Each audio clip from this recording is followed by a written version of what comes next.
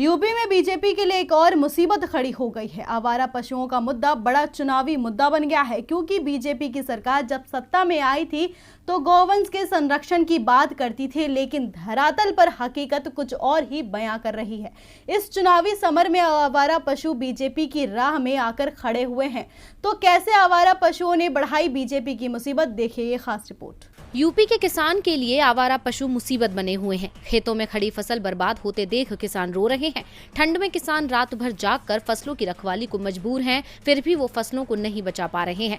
UP के कई इलाकों से आवारा पशुओं से किसानों की जान जाने जैसी बहुत सी खबरें भी सामने आ रही हैं। किसान सरकार से गुहार लगा रहे हैं, लेकिन सरकार कोई कदम नहीं उठा रही है। यूपी के इस चुनावी मौसम में विपक्ष अब आवारा पशुओं के मामले में सरकार की घेराबंदी करने में जुट गया है। विपक्ष का आरोप है कि यूपी की सरकार गौवंश के संरक्षण की बात करती है, लेकिन धरातल पर हकीकत कुछ और ही है।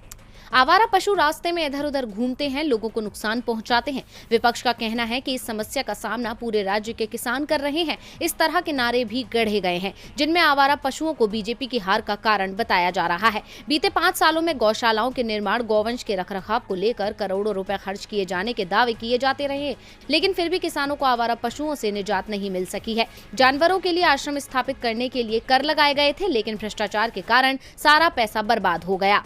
इसका किसानों को नुकसान उठाना पड़ रहा है। बता दें कि 2012 से लेकर 2019 तक देश के बाकी हिस्सों में आवारा मवेशियों की संख्या में 3.2% की कमी आई है, लेकिन उत्तर प्रदेश में उनकी आबादी में 17.34% की वृद्धि दर्ज की गई है।